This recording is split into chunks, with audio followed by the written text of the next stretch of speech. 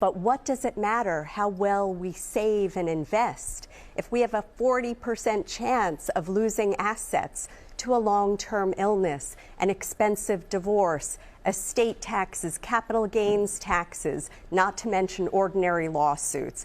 So in the book, I give a lot of legal tips to keep other people's mitts off of our money. And you've got some of those tips for us today. The first tip you have is don't transfer directly to a minor. Yeah, and this is counterintuitive, right? We want to give what we have to our little ones.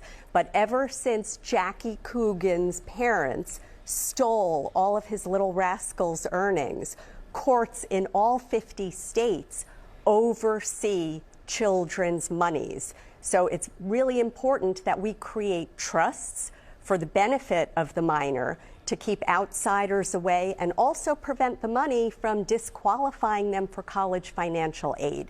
Now, some tips for those of us who will be lucky enough to be receiving money. Number one, don't go on a spending spree. If I'm buying a lot of fancy toys, it's going to be harder for me to say no to Cousin Fred when he wants to borrow some money. What we do want to do, pay down some debt, consider contributing to a reputable charity, and then we want to protect the rest, grow it, and invest it to make it last for the family. And you also say don't put your home in your kid's name.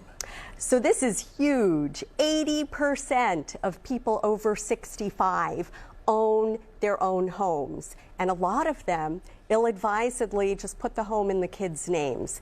If I take my home and transfer it to the kids, I'm going to lose my property tax exemptions, and I'm giving the kids a capital gains problem. I bought the house for $50,000, let's say in 1978, and now it's worth $350,000. Those kids are going to have to pay the capital gains later. Not to mention, if one of my kids gets into a divorce, now my soon-to-be ex-daughter-in-law has an interest in the house. And come after those assets. Absolutely. Wow. Better to do a trust, put the house in a trust, the kids avoid probate, they avoid the capital gains, and if I draft this trust properly, we're going to protect it from nursing home and other long-term claims down the road. Let's talk about